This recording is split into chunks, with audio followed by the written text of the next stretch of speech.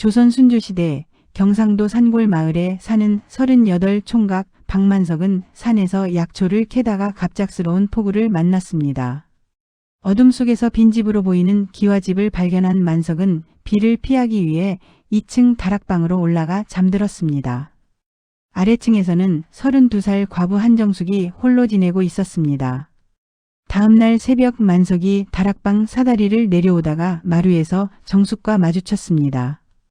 으악, 누구냐? 아, 저기 어제 비가 와서 아무것도 안 했사옵니다. 정숙은 만석의 순박한 얼굴을 보고 그냥 가라고 했지만 바로 그때 이웃집 아낙 둘이 만석이 나오는 모습을 목격했습니다. 어머, 박만석이가 과부댁에서 나오는구먼. 아이고, 과부댁 다락방에서 하룻밤을 묵었다더라. 소문은 삼시간에 마을 전체로 퍼졌습니다. 점심때 마을 사람들이 정숙의 집에 모여들었습니다. 한정숙, 나오거라.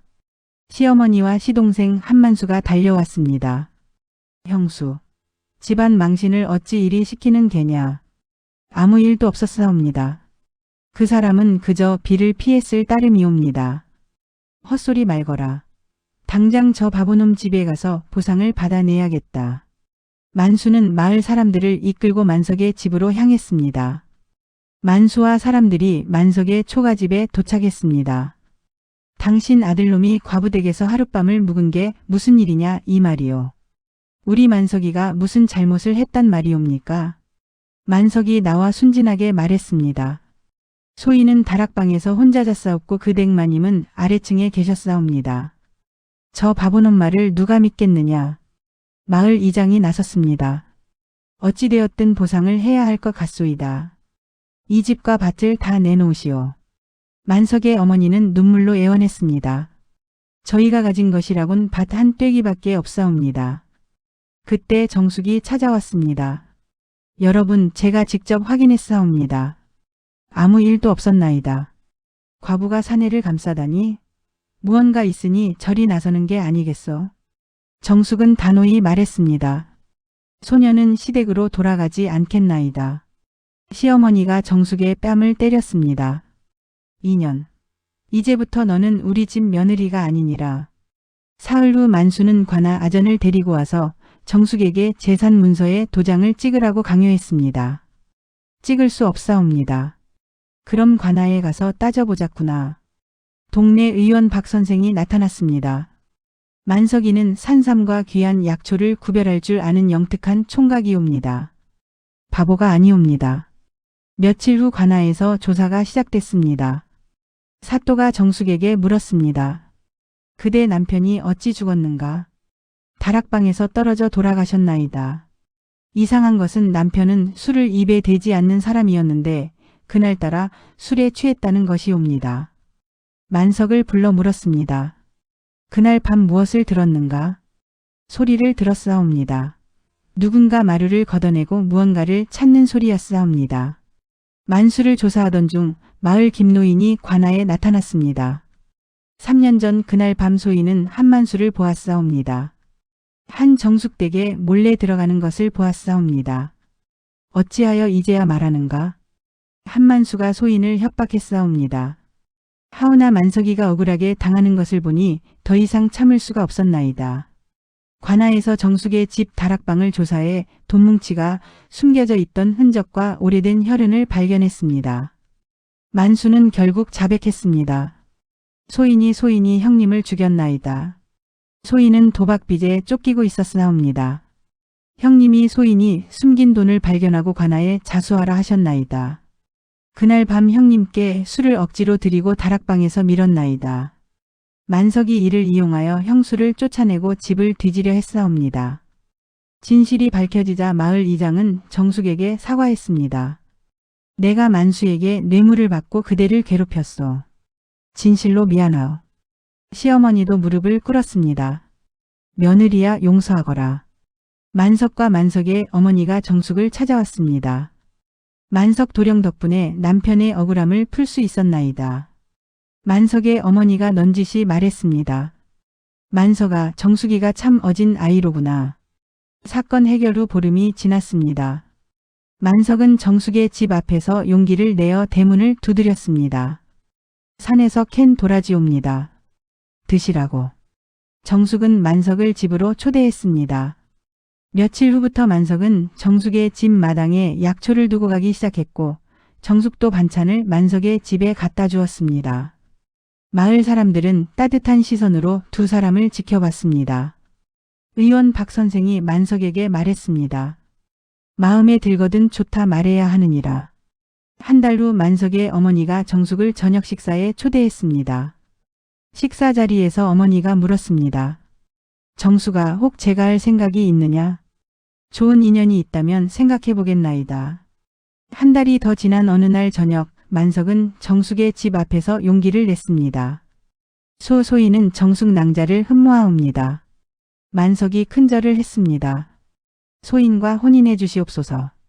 정숙은 만석의 순박한 얼굴을 오래 쳐다보다가 천천히 고개를 끄덕였습니다. 그리하겠나이다. 마을 이장이 혼례를 주선하겠다고 나섰고 마을 사람들도 기꺼이 도왔습니다. 혼례 날짜가 한 달 후로 정해졌습니다.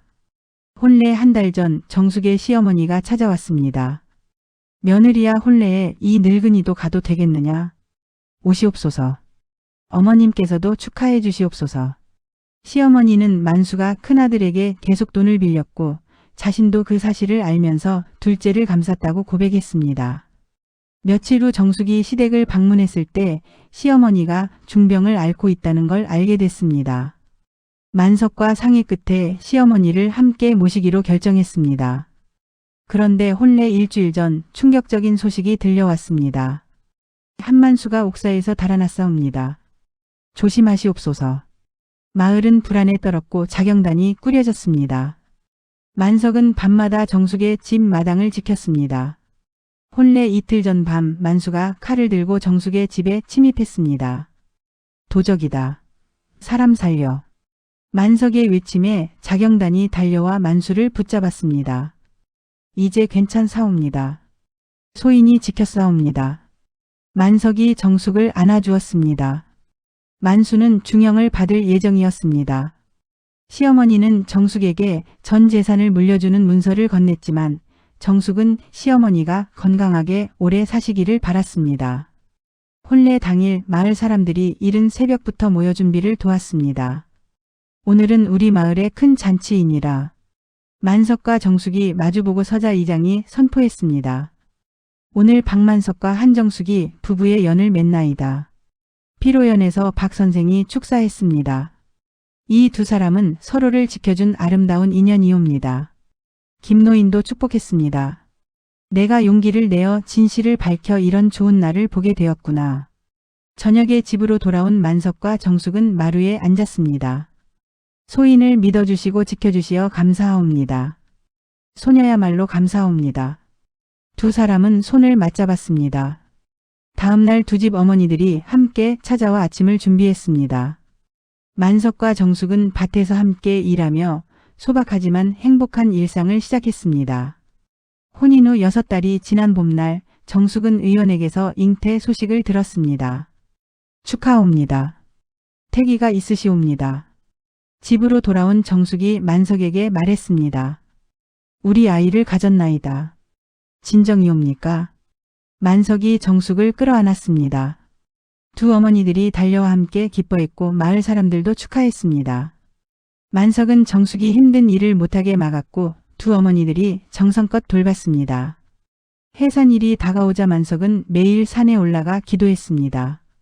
산신령님, 제발 소인의 처가 무사히 아이를 낳게 해주시옵소서. 어느 가을날 정숙은 건강한 사내 아이를 순산했습니다. 우리 아들 잘 왔구나. 만석이 아기를 안고 눈물을 흘렸습니다. 100일 잔치 날 김노인이 금가락지를 선물했습니다. 이 아이가 정의롭게 자라기를 바라는 마음이니라. 잔치가 끝난 저녁 만석과 정숙은 마루에 앉았습니다. 그대를 만난 것이 소녀의 일생 최고의 복이었나이다. 소인도 그러하옵니다. 앞으로 더욱 행복하게 살겠나이다. 만석은 마을 뒷산 어귀에 코스모스를 심었습니다. 가을이 되자 코스모스가 활짝 피었고 세 식구는 꽃밭 사이를 거닐었습니다. 과부집 다락방에서 하룻밤을 보낸 것으로 시작된 오해는 결국 두 사람을 이어준 운명의 인연이었습니다. 만석과 정숙은 서로를 아끼며 행복하게 살아갔고 매년 가을 코스모스가 그들의 사랑을 축복했습니다.